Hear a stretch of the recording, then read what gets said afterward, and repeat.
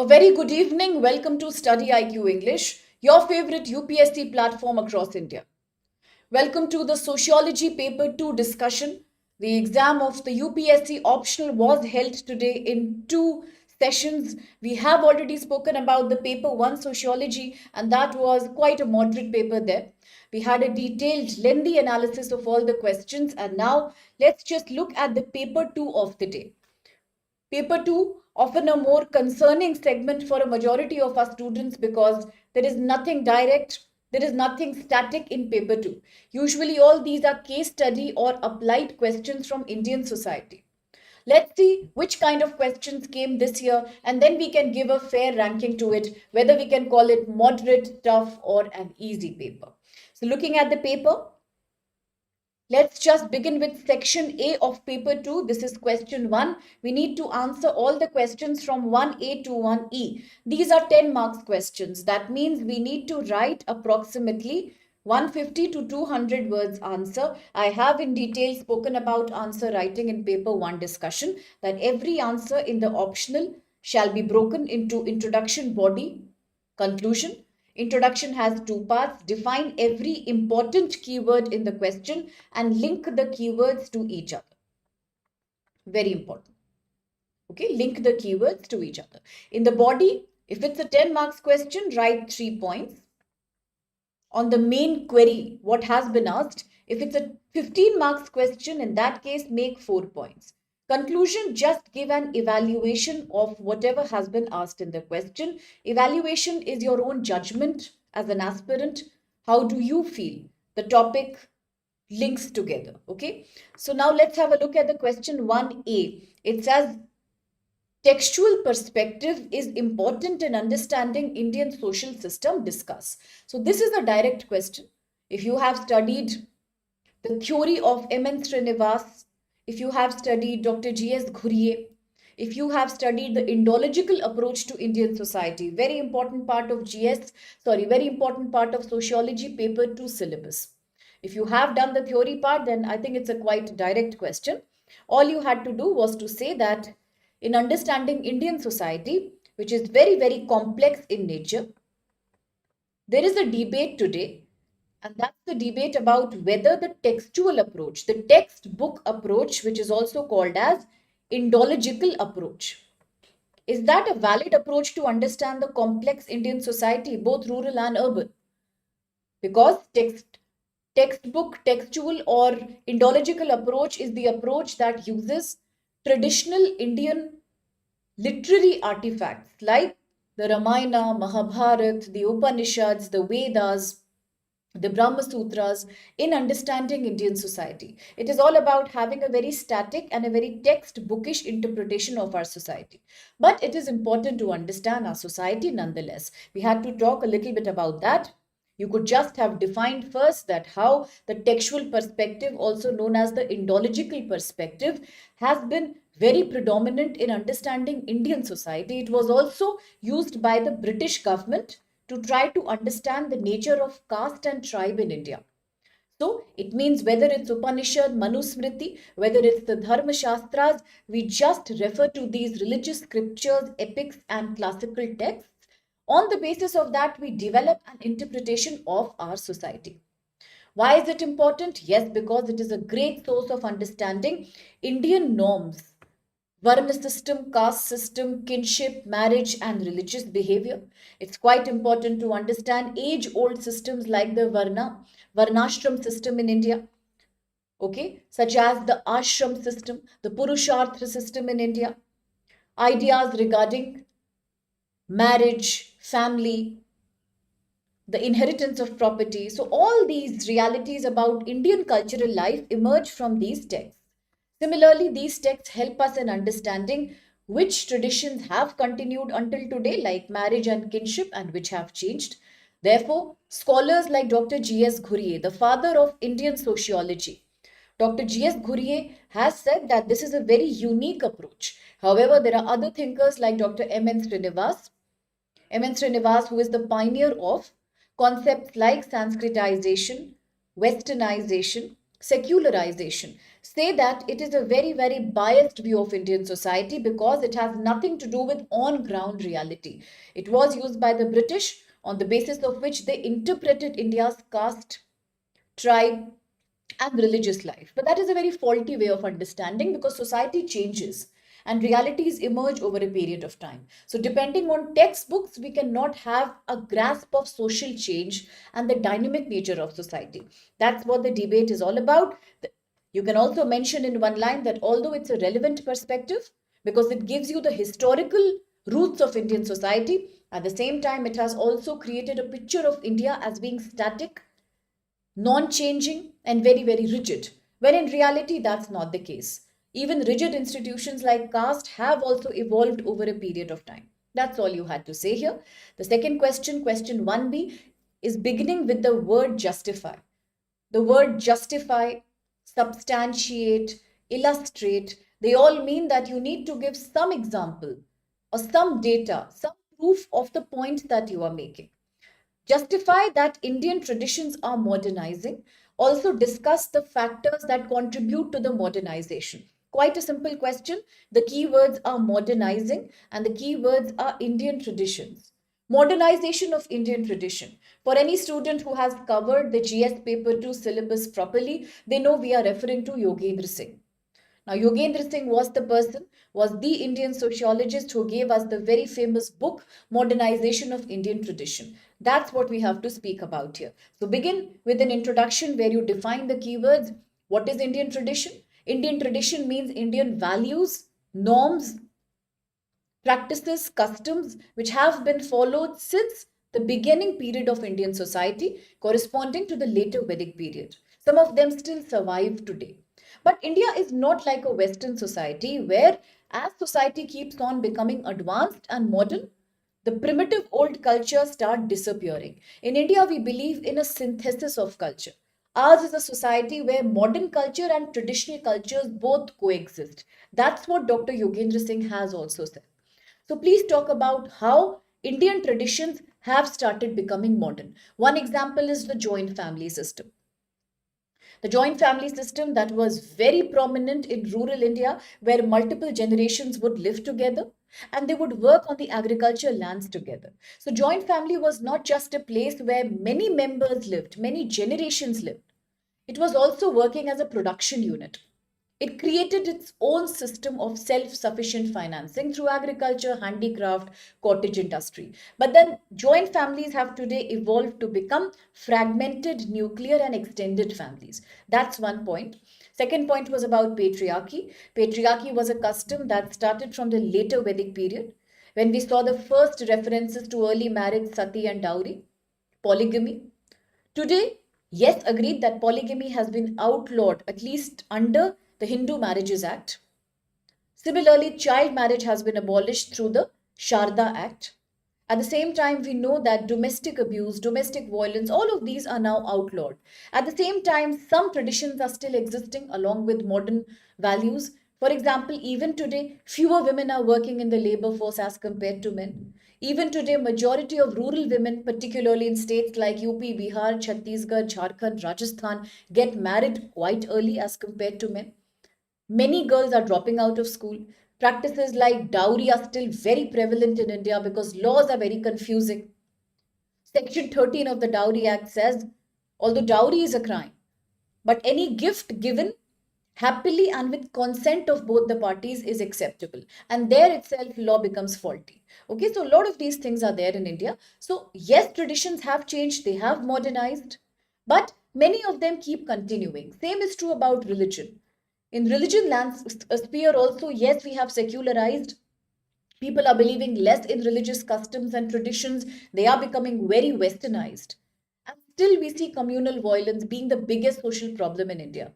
Recently, in a place called Nuh in Haryana, communal violence was visible. Similarly, in Manipur, for the last 2 years, we are seeing communal violence. A lot of people feel this is tribal violence, but no. It boils down to violence between the Kuki and the Meitei communities, one being the Hindu tribe, the other being the Christian tribe. So, communalism also is a basic problem in India. That's what we need to talk about. If you have a definition of modernization by Dr. Yogendra Singh, please talk about it.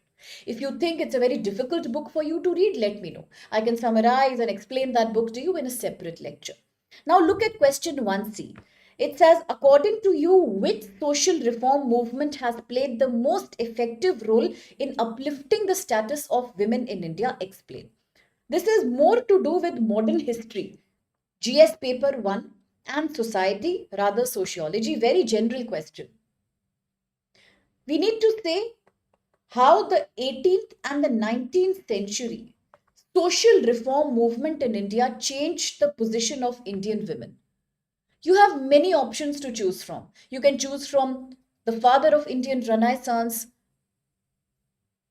Brahmo Samaj creator Raja Ram Mohan Roy. You could have chosen Ishwar Chandra Vidyasagar. You could have spoken about Keshab Chandra Sen.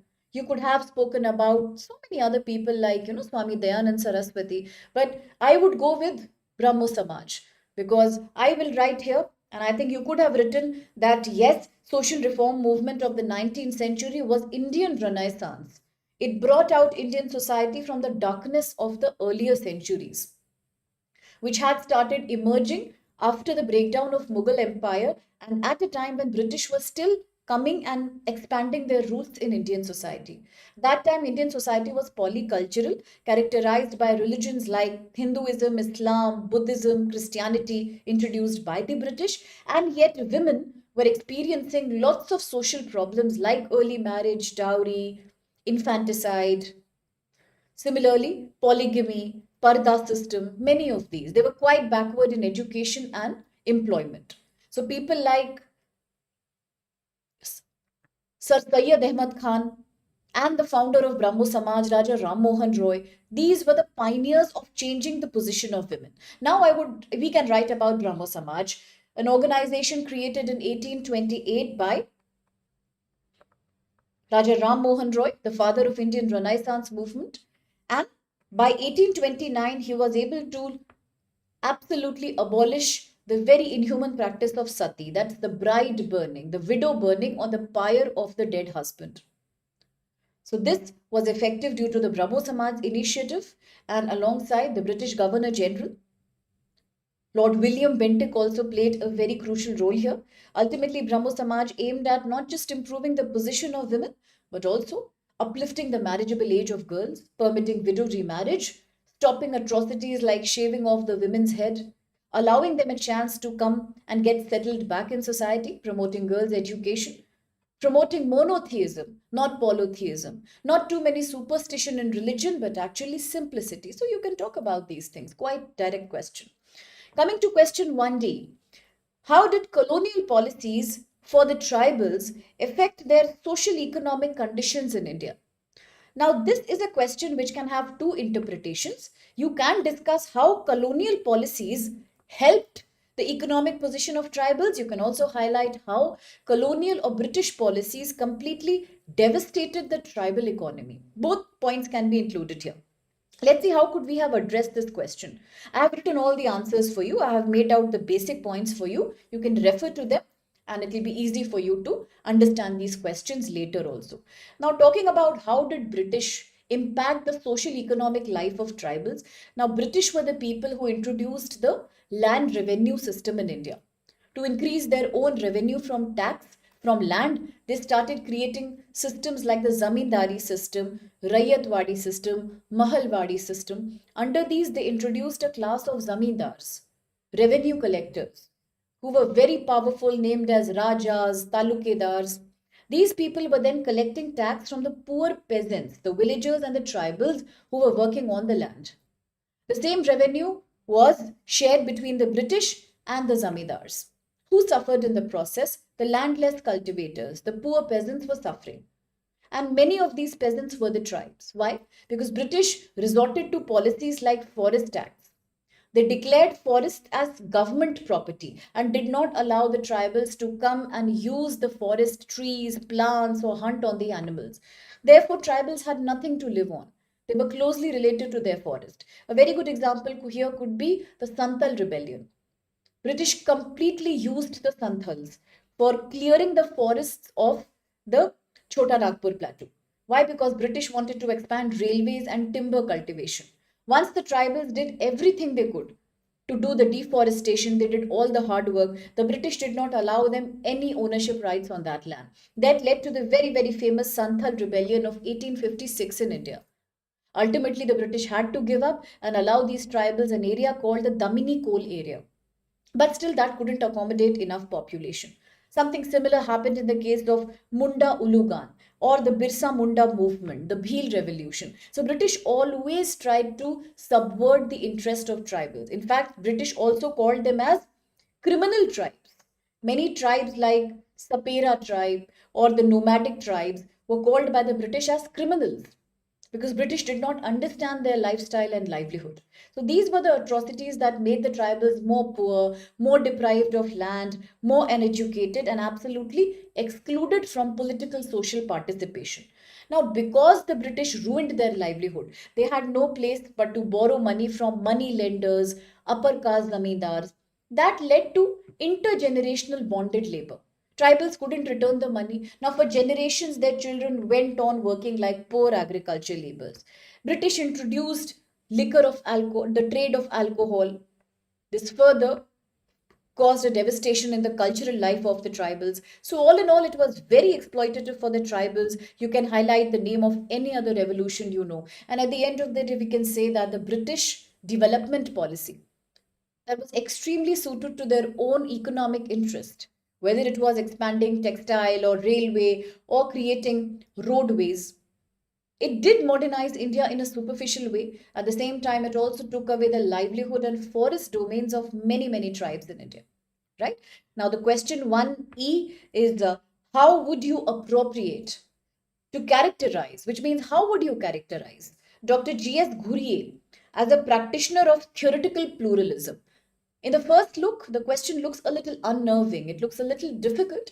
But if you were to decode it properly, you would find that it is not asking anything serious, anything very confusing.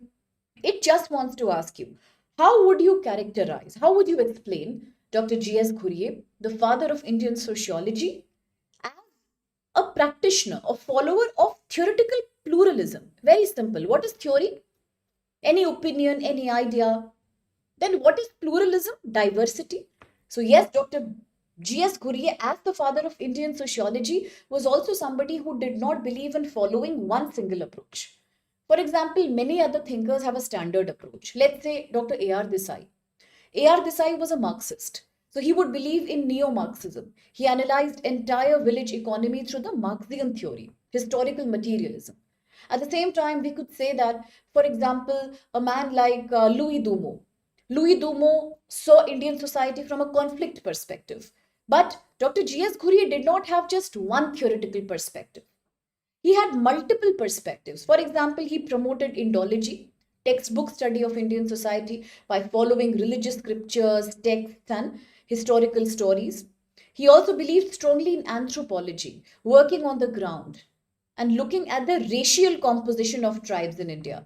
Now, Dr. G.S. Ghurye's contribution in classifying Indian tribes is tremendous. Plus, he also believes in a historical analysis. He has seen all the historical, evolutionary texts and evolutionary specimens of tribes in India. Plus, he was also a functionalist, which means he strongly believed that the village community in India strongly leads to solidarity, unity, and stability in Indian society. That's why we say he's a theoretically plural person, a diverse person. His theory is a blend of all these ideas along with scientific method, empiricism, empirical reality. So not only did he use the Vedas, Upanishads, and Dharma Shastras, but also he combined that theory knowledge with census data, survey, and anthropological fieldwork. This is also known as ethnography. This year there is no question on ethnography, but usually every year this question comes. Ethnography is a tool of social research that is about an anthropologist or a sociologist working on the ground, living with the local communities and then studying their customs. In India, one of the most famous anthropologists, ethnographers was Dr. M.N. Srinivas, who lived in Karnataka in a place near Mysuru called as the Rampur village. And here he did so much investigation which gave us theories like secularization, dominant caste, Sanskritization. So that's what you have to write about. Now, please, if you know a book by Dr. Ghurye, write it. You should know at least two books written by all these Indian thinkers. Very important. Caste and Race in India, 1932, was a book in which the various theoretical beliefs of Dr. Ghurye have been summarized. Okay, now we proceed with the second question. Second question again has three parts. The first two are 20 marks questions, which means you can write up to 300 words answer, but the format is same. I, B, C, I also you know. D, K, L, K. Define the keywords, link the keywords. In the body, we may write 4 points here. Last 2C is a 10 marker. Let's see the questions. 2A. Do you think in a society like India, orthogenetic changes take place through differentiation? Do you observe continuities in the orthogenetic process? Elaborate your answer with suitable example. Again, to somebody who has not studied who has not studied Sociology paper 2 syllabus thoroughly, who has not studied Yogendra Singh, who has not studied thinkers like Andre Bete, M.N. Srinivas will have a challenge in this question because the person won't know what is the difference between orthogenetic and heterogenetic changes.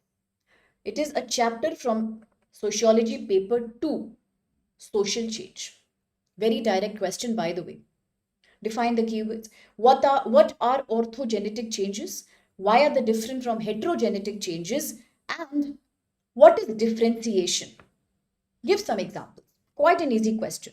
Explain that orthogenetic changes are changes that arise from within the society itself. They are quite different from heterogenetic changes that come from outside. So, what are the sources of internal, indigenous change, orthogenetic change? What are these? Absolutely all the changes that come from within us without any external interference. One could be legislative process, the government reform system. Another is Sanskritization. Third could be secularization. Fourth could be the social reform movement and spread of education. That's all we had to write about. So please explain that orthogenetic changes is a word. Again, these were concepts given to you by Dr. Yogendra Singh. And orthogenetic is something that takes birth from inside, within the society, without any external interference. This causes differentiation. And what is differentiation? Differentiation is a change, is a slow adaptation and evolution that takes place in social institution. How has differentiation and change in India happened with orthogenetic local processes, not from outside? Opposite will be westernization, globalization. But these are not heterogenetic. These are indigenous, orthogenetic processes. Let's say caste system. Earlier caste system was purely, let's give examples here because the question asks for examples. Earlier caste system was completely rooted in religion. The upper caste like Brahmins and Kshatriyas had a ritual superiority. Today that's not the case.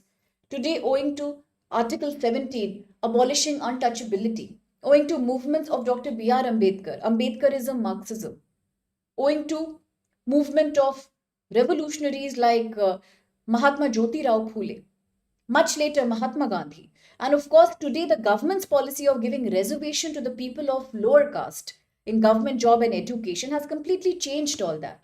The lower caste people today can empower themselves through right education and job opportunities. Therefore, caste system is changing. That's internal change in India.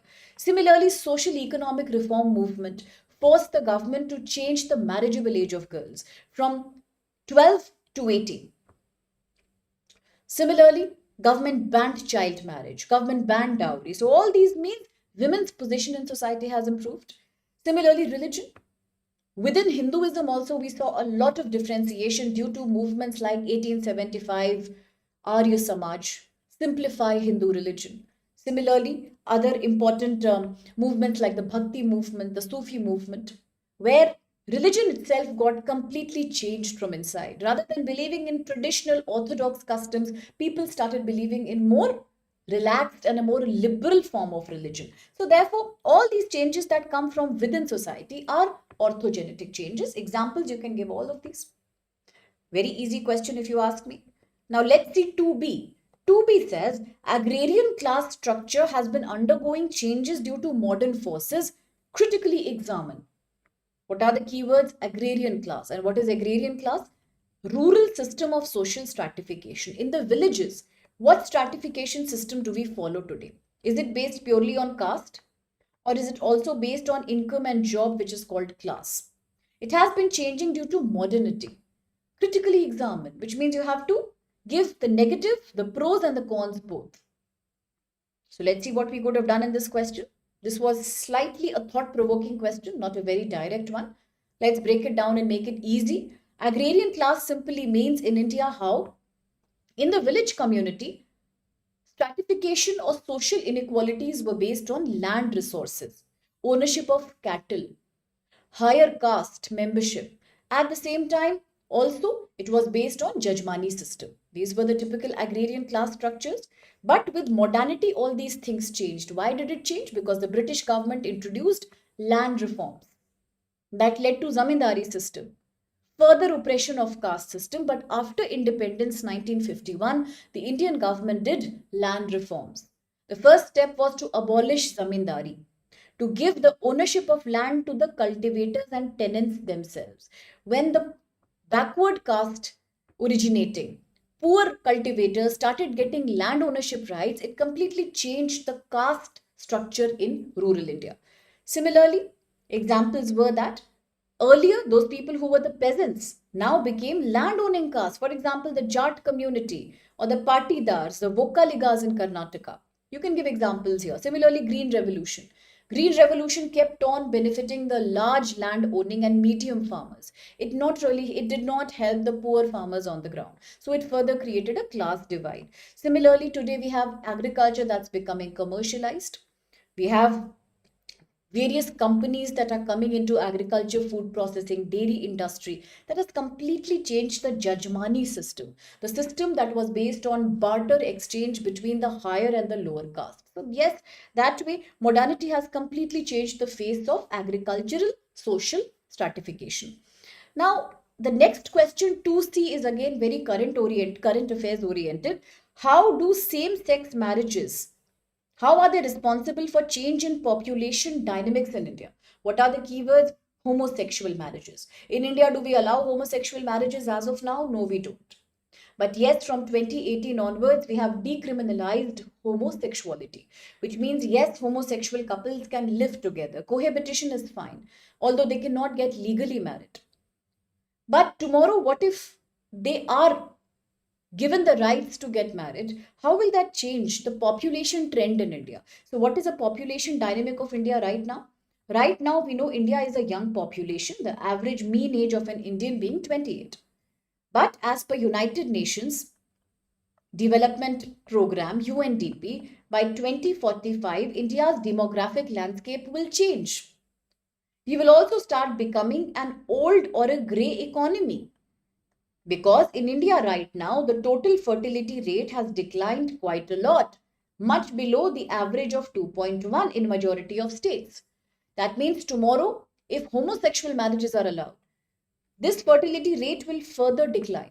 Rather than having children, people will have to adopt children. This will be the reconstituted modern family, where kinship is not based on biological but culturally and legally recognized ties. It will impact population dynamic. One, fewer people will start getting married. Second, because they will have a choice to marry or live in a homosexual relationship.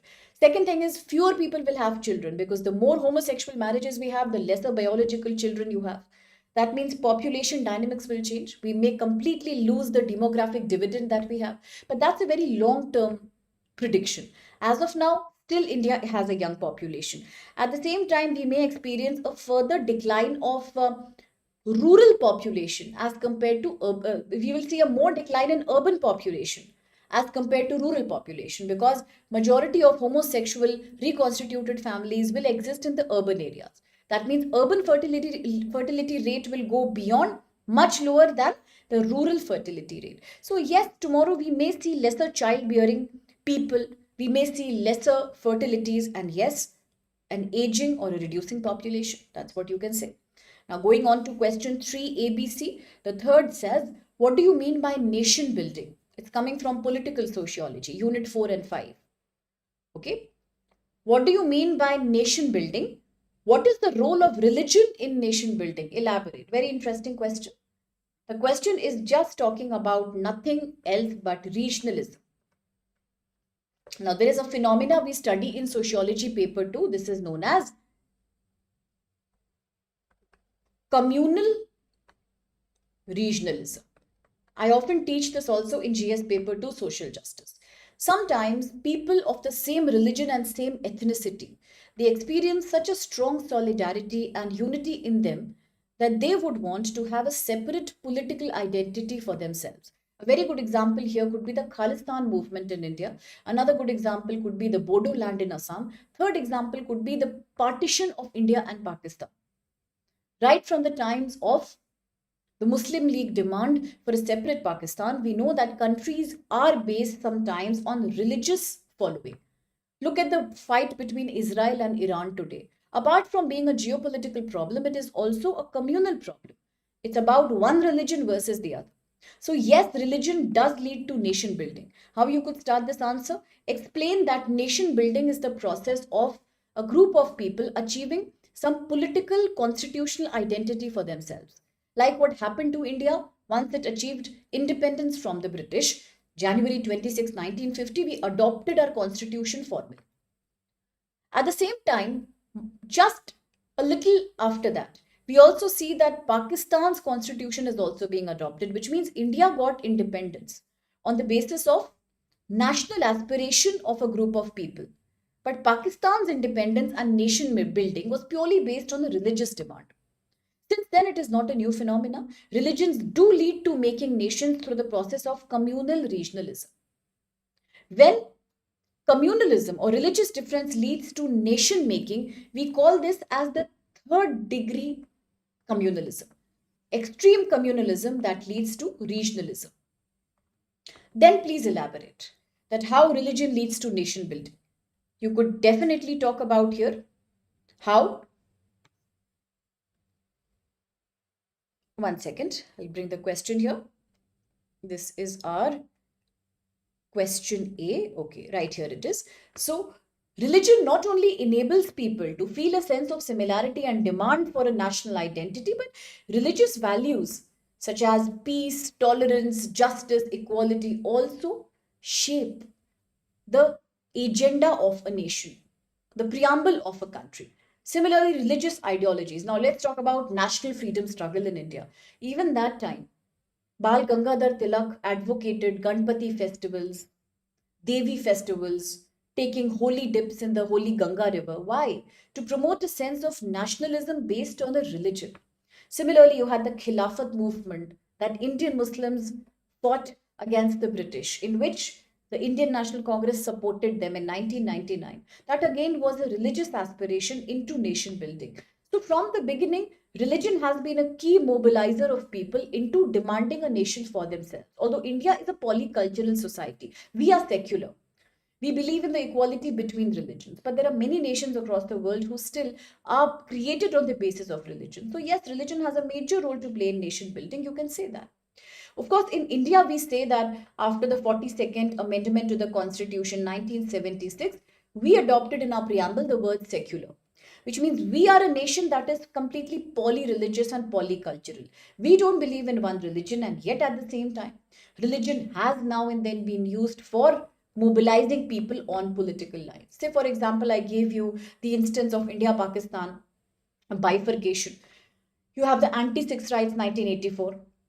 You have the Gujarat riots 2002, Muzaffarnagar violence 2030, Manipur violence, the ongoing Haryana Nuh violence. All these sometimes show the Khalistani movement that religious aspirations do give birth to the demand for separate political identity, and therefore some people have said that sometimes the regionalism that is created because of extreme communalism can also be defined as negative nationalism. Okay. That's all you had to say in this question. Now let's look at the next question, 3B. Do you think that new economic reforms of the British times have disrupted the old economic system in India? Substantiate your answer with examples. Again, this has to do with India's economic history.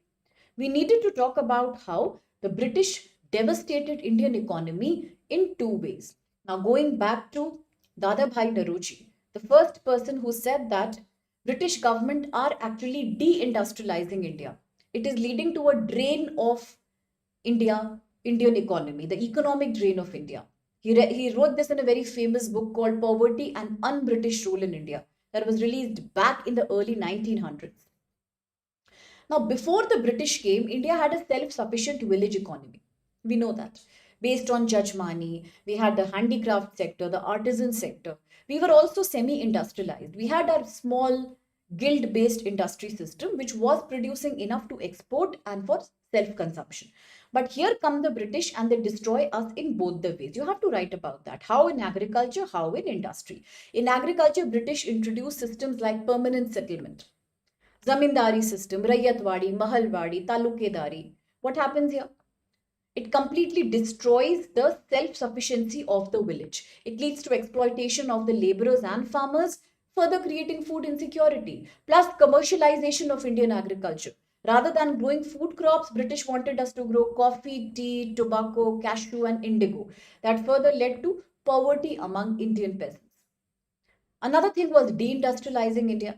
British started importing raw materials from India to the British industries, and then there they would make finished products, and those products were again resold into Indian market without any major tariffs on them. So what was happening? A drain of Indian economy. We were supplying free raw material and we were purchasing heavy, expensive, ready-made machine products. What happened to our artisans and our manufacturers, our industrialists? They disappeared. They completely got wiped out. So that's what you have to speak about here. How British lead to economic collapse of India. Now let's proceed with question 3C. Let's see what was this. It says describe the main features of new Indian middle class. How is it different from the old middle class? Quite interesting. You have to talk about what is the old middle class. Now, before the British came, Indian society was mostly rural, actually completely rural. Yes, there were some peri-urban areas, but they were all happening because of artisan and new kind of handicraft industries. But after the British came, British started introducing a new class of Indians who could speak in English and who were Western educated.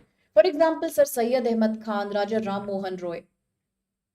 The purpose of creating this class through British education like the Macaulay's Minute. What was the purpose? The purpose was to create a new middle class of Indians called intelligentsia, who could be the lawyers, the doctors, the teachers, and work for the British, and also spread English education and Western ideas to entire Indian population. That was the old middle class that existed during British times. But the new middle class is different. It rose in India particularly after 1991 liberalization, privatization, globalization. Because of this, foreign direct investment in India increased. Many multinational companies created their companies and headquarters here. At the same time, Indian private companies also got a lot of support from the government. This led to major creation of jobs in the private domain. The government started decentralizing and privatizing many state-owned companies too. What was the result? The new middle class that came is the class that is not only educated in formal schooling, technical skills, but it caters to the formal economy of India. They have a very different lifestyle today. They are the biggest consumers of the market. They drive the market. They are the biggest, you know, participants in IT jobs, multinational companies, private sector jobs, government jobs. They have a very consumeristic lifestyle. They are the ones who are spending most money because they have the most high disposable income. So that's how the middle class has changed. But one interesting thing is there, which you must try because this is the sociology answer, that the old middle class, it only had one purpose, to serve the British and to spread the agenda of Western culture in India. Today's middle class is also unknowingly doing the same thing. They are also responsible for mobilizing Western values, globalized values, foreign language, foreign entertainment, foreign ethos in the Indian culture. Okay, that's what you have to talk about. Now let's proceed with question 4.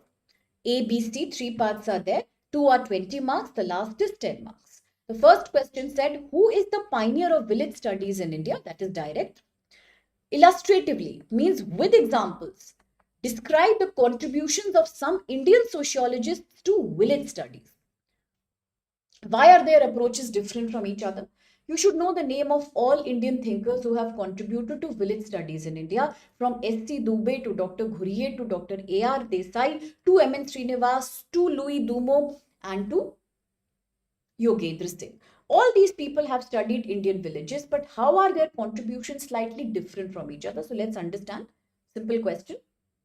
I have just made a table for you to understand better. You can refer to this. That's all you had to do. You could just have said that M.N. Srinivas actually began the tradition of studying villages properly in India.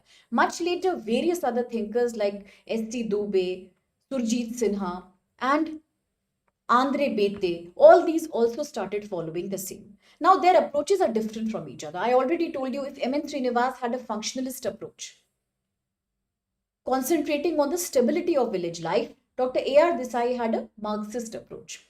Andre Bete focused on stratification in India. Louis Dumo focused on inequality in India. S.C. Dubey, again functionalist. Similarly, Dr. Go Beely, he spoke about peasant economy, how feudalism creates rural society. So quite a, I would say, slightly elaborate question, but if you know the content, if you know a little bit about each of these thinkers, you could just have highlighted who has taken which approach towards village study. But the pioneer comes to be Dr. M.N. Srinivas. Now, second 4B was industrial class structure is a function of social structure in Indian society. Do you agree with this statement? Analyze. That's all. You had to say yes or no. So, do you agree that industrial class system in India is the result of social class? Absolutely, because in India, unlike the Western countries, where industrialization happened only because of industrial revolution and factory system, as people had to leave their villages and migrate to the cities for finding new jobs. In India, it did not happen like that. In India, not just factory system or industrial revolution, but in India, a lot of industrialization and industrial class is deeply related with caste, kinship, gender, and other religious aspects. For example, in India, if we say caste and class, they are very overlapping. Not only are the people who are owning factories and who have money are the upper class, but also majority of the upper class people come from the upper caste also. It is the Marwadi, Baniya, the Chetiyar, Parsi community that dominates industrial class system, and these also are upper caste. Similarly, kinship. In India, majority of business houses prosper on the basis of kinship, right from 6th century BC. That time they were known as Shrenis, guilds of businessmen who had relations with each other, family relations, and hence they would do group business. Today also same thing is there. Generally, businesses are inherited among families, joint families, particularly Gujarati Marwadi families, and they also lead. Now, Gujarat happens to be one of the highest contributors to the GDP, also because the business community is very flourishing. A lot of it has to do with caste and kinship. Then there are regional imbalances. For example, industrialization is more focused in India in fewer states like, say, Maharashtra, Tamil Nadu, Gujarat, Bengal. This is all because the British itself, they themselves had industrialized these places and left behind the other places. So the colonial legacy of regional imbalance is also there. Then, while Parsis have actually pioneered Indian industrialization, there are other minority communities who are not much representing the business community, unfortunately. So, talking about gender, also, you see, women do not have as much participation as men in upper senior business owning or managerial positions, and they continue to be concentrated in the informal sector. So, that's all you had to write about. That in the West, industrialization was all about economic change and factory system. In India, not really. Caste, religion, and patriarchy all were a part of that process. Now, with this, let's look at question 4C. Question 4C was a difficult question for a majority of people. I think so. The first part is easy. What is kinship? That you could have said. Kinship is the social system of relations and ties between people. These could be both consanguineous, based on blood relation, and affinal, based on marital relations. Kinships can be primary, secondary, tertiary, and kinship systems in India from the beginning have been quite an important source of socialization, and they determine our cultural life in a major way. First part is easy. Second part was slightly tricky for those who are not well prepared with Murdoch. Many people leave this thinker behind. So this time that was a trick. Briefly explain George Murdoch's contribution to the study of kinship system. Very specific question. In case somebody was not prepared with Murdoch, then I'm sure they would have got stuck here. You just had to know the basic idea of George Murdoch also, George Peter Murdoch. He's an American thinker of the 1897 period. Also, he's known as the pioneer, the beginner of comparative study of kinship and family. He has done a cross-cultural comparison. He's known for his comparative method analysis. He has done so many compilations of families, kinships, relationships across many hundreds of societies across the world, and he emphasized on systematic empirical comparison rather than just imagination. He says if you want to understand the kinship systems of the whole global community, it's best to have a data. It's best to do a proper scientific investigation into that rather than just assuming anything. So he has a very empirical comparative approach. Second thing is he believes in something that's called universal functions of family. A lot of people do not agree. They say that Murdoch is acting like a functionalist thinker who only believes that all social institutions are good for society. But according to Murdoch, family is the most basic institution of human life.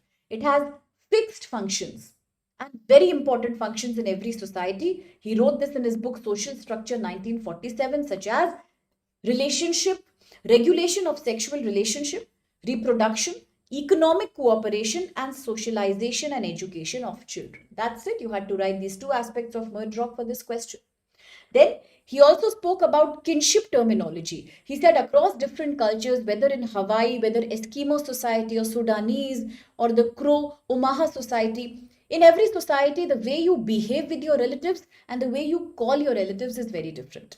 Then he showed how names for relatives are based upon the beliefs in our social structure, whether your society is patriarchal or matriarchal. Similarly, descent. He says every society has a different way of inheriting the descent. Some are patrilineal from the father's side, matrilineal mother's side. Some are bilineal from both the sides. Some are neo-local, where both husband and wife set up a new home. They are not much rooted in joint family. All of these. Okay, so he spoke about how authority exists in a patriarchal family. How does inheritance take place across different cultures through comparison. But I agree, this was the most tricky question from part A of paper 2. Okay, now section B, let's quickly analyze these questions too. In question 5, again, you had about 5 to 6 parts. Let's see 5A. It says the transfer of land from cultivating class to non-cultivating class is bringing out a change in India. Justify your answer. Justify, illustrate, substantiate means give examples. It is also saying give some suitable illustrations, examples. 10 marks, 150, 200 words. How does transferring of land from cultivating to non-cultivating owners, what do we mean by that? We are trying to say that after the land reform happened in India under the Jawaharlal Nehru government in 1951-1952 after independence, where zamindari was abolished, land ceiling was done. Okay, apart from land ceiling, land consolidation was done. Majority of land ownership, particularly in states like UP, Bihar, Haryana, Tamil Nadu, was transferred from the earlier zamindars to the actual cultivators of land, which was a very good step. But today, after 1991, the corporate culture has come into Indian agriculture. The problem is that today, the urban middle class has so much money, particularly the owners of business houses, the NRIs, the upper caste earlier landlords. They have so much money that they are not cultivating the land. They are not cultivators, they are not farmers, but they have the money to buy the land. So they are making it into farmhouses, they are making it into animal husbandry centers, they are doing some kind of orchards there, fruit orchards for exports. The problem is cultivators are losing land to non-cultivators because non-cultivators have money. This is bringing out a complete change in India, yes. Why is it bringing out a change in Indian society? Because land is something that has been historically associated with power and prestige in rural India.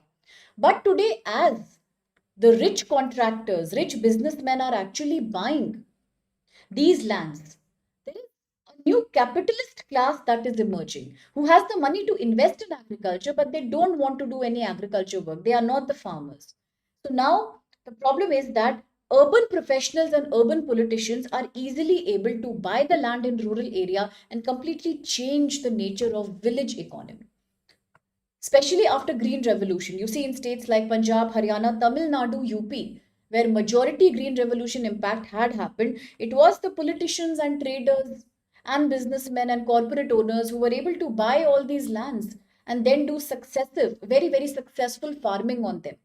They became export surplus states. So these are the people who became the new capitalists. And who was suffering? Once again, the cultivating class has become a laborer.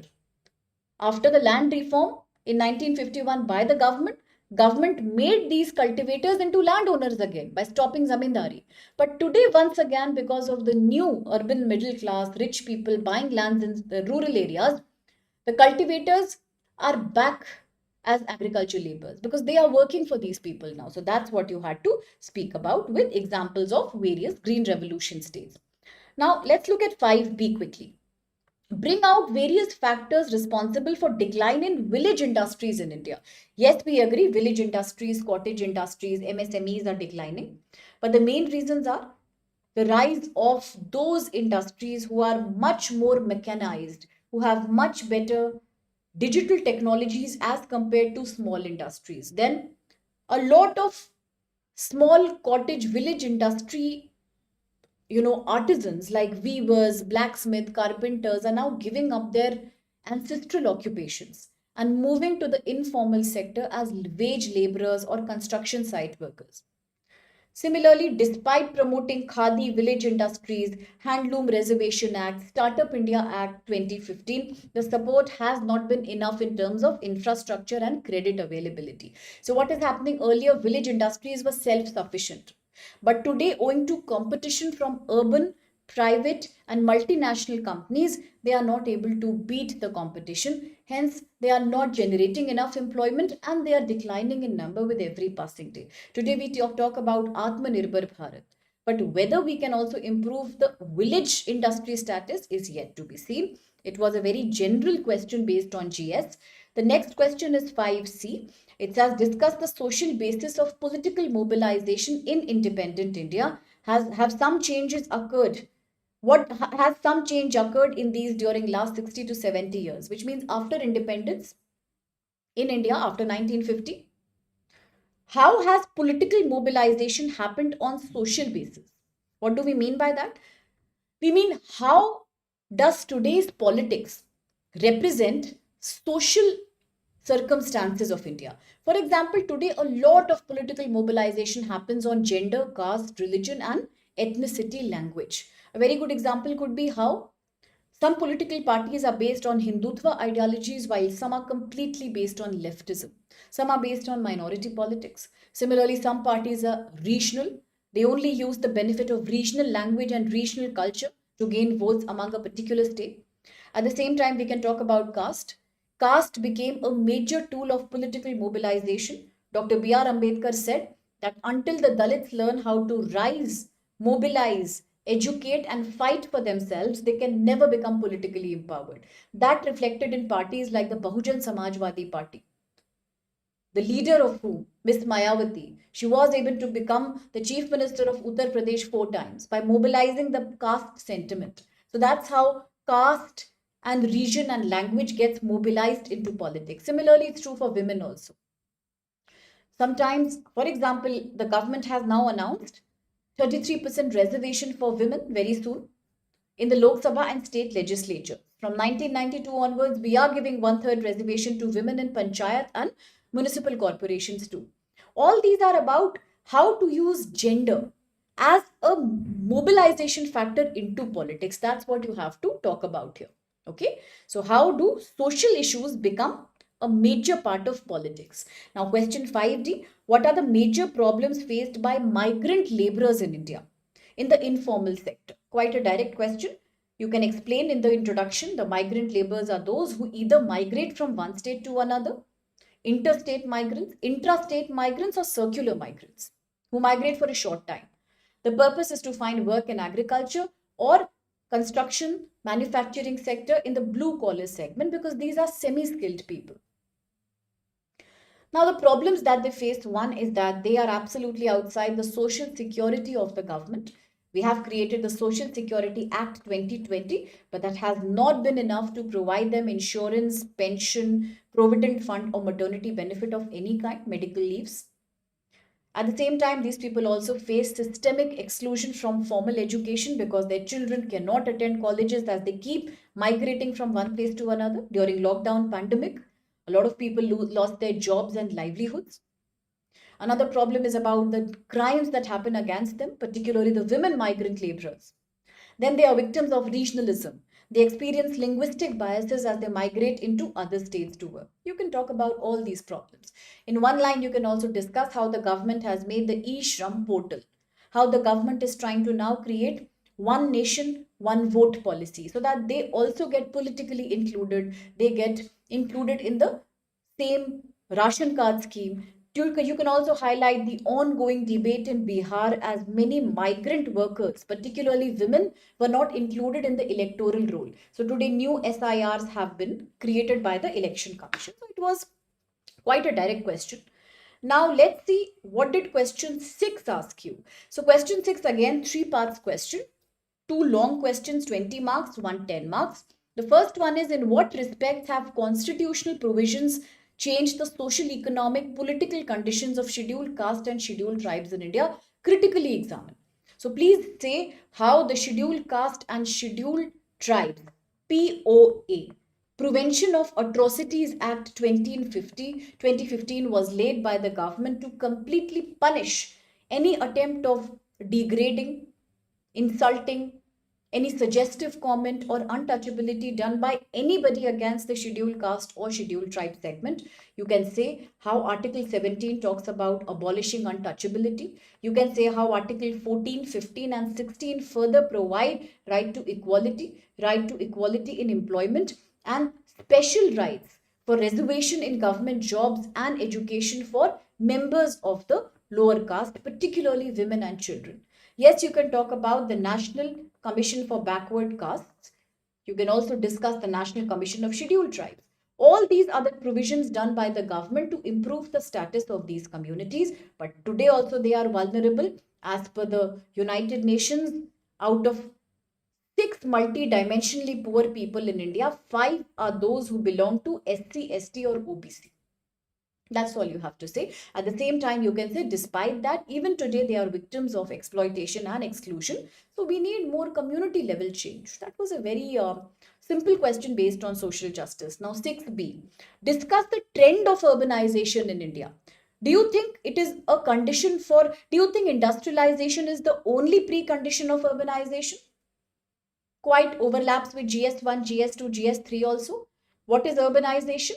The process through which rural regions start becoming more urban, either through migration of population or through the external expansion of a given city itself into the peri-urban areas. Now, in India, we have clear-cut criteria of identifying urban regions. One is given under the 73rd Amendment Act itself, that any area where majority people are into non-agriculture work, any area where the density of population is, say, more than a certain number, and any region where you have some kind of a notified town committee or municipal corporation becomes a census town. Then you have the definition of a statutory town, satellite town. But the problem is talking about trend of urbanization.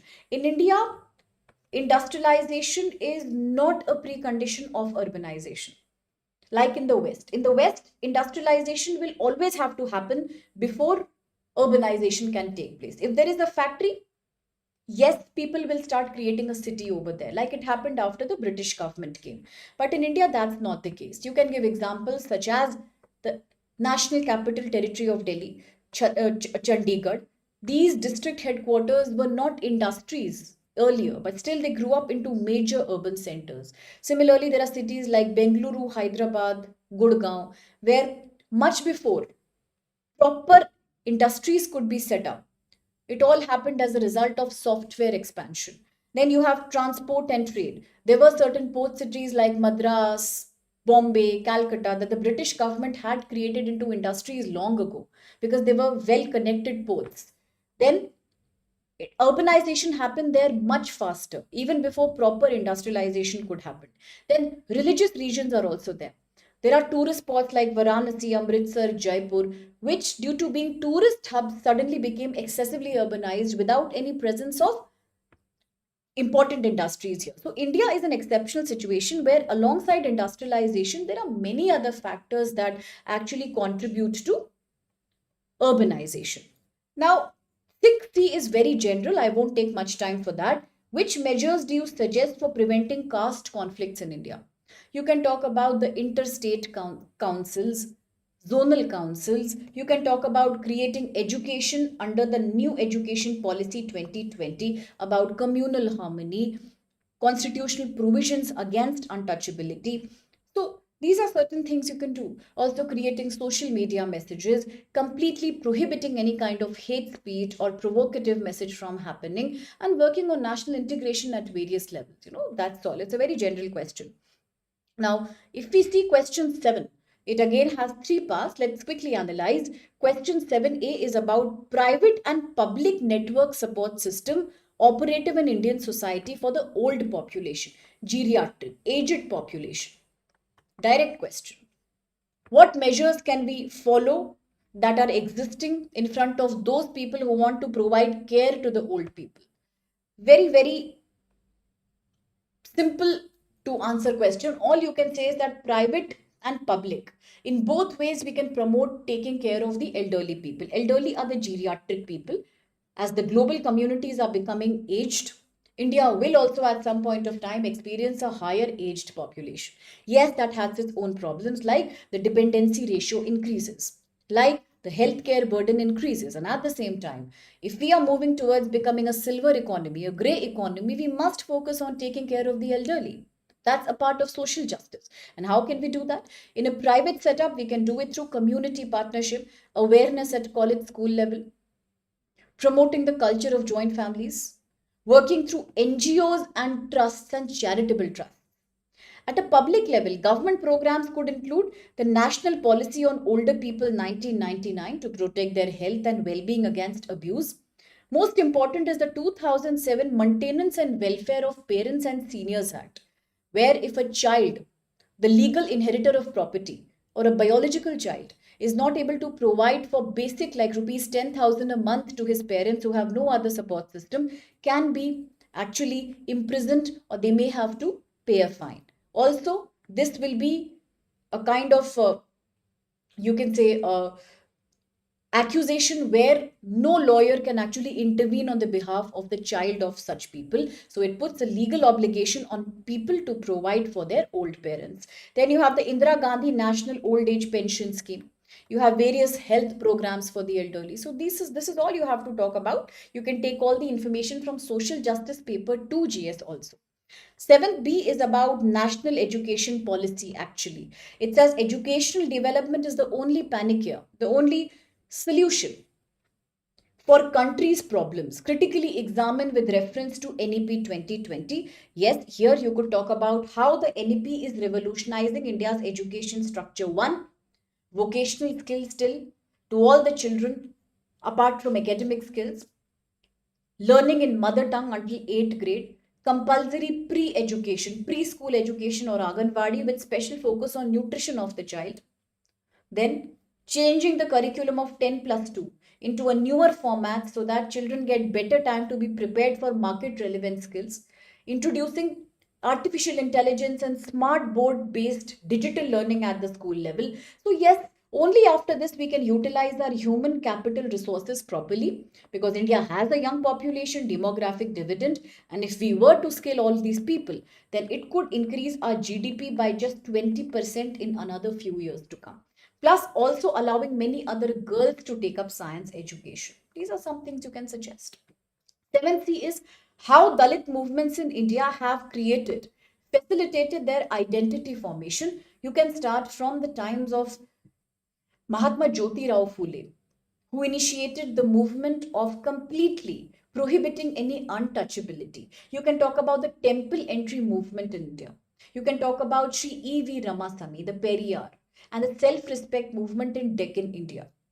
Plus, we can talk about Dr. B.R. Ambedkar. Ambedkarism Marxism, where he said agitate, educate, and then become politically active.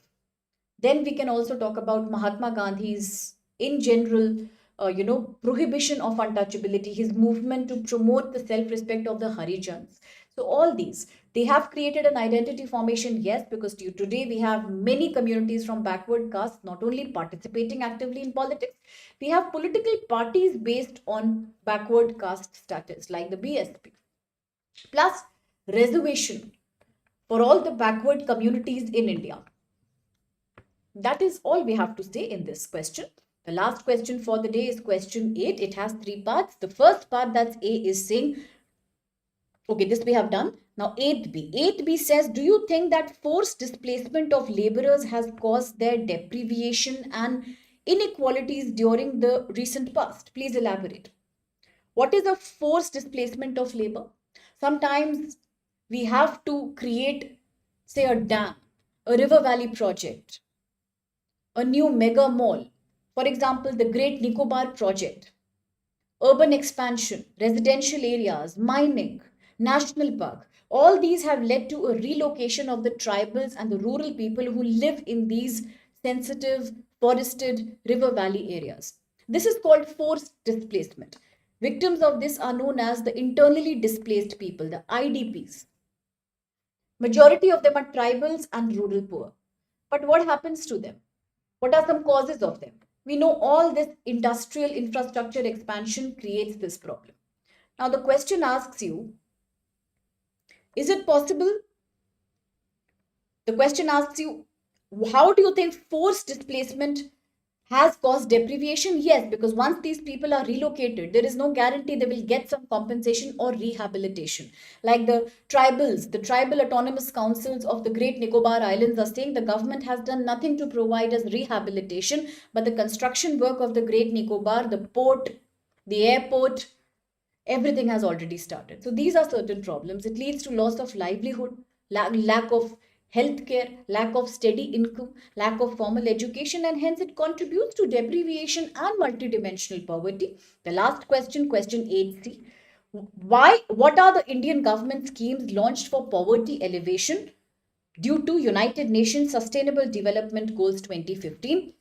One more question came in the morning, paper 1 on the Sustainable Development Goals. One more has come. Created back in 2015, these set of 17 SDGs aim to promote much better world. 1, a world with zero poverty. 2, a world with zero hunger. But has Indian government taken up some steps? Yes. You can write about any employment or poverty elevation scheme like Ujjwala Yojana, Manrega, Janani Suraksha, Beti Bachao, Beti Padhao. You can talk about Pradhan Mantri Dhan Dhan Yojana, Pradhan Mantri Jan Arogya Yojana, Ayushman Bharat. You can talk about Pradhan Mantri Awas Yojana. So very direct question. Now there is one question we missed. This is the last thing I'll discuss. 8A. Is it possible to have sustainable development in India? Cite, which means mention major environmental issues and how can we achieve sustainability. So what are the major environmental issues in India today? Urban flooding is one. Air quality index, highlighting a very poor air quality every year. Third would be forest fires in the hills, in the hilly states. Another could be extreme pollution of the underground water and aquifers, metallic contamination. Another could be loss of soil fertility.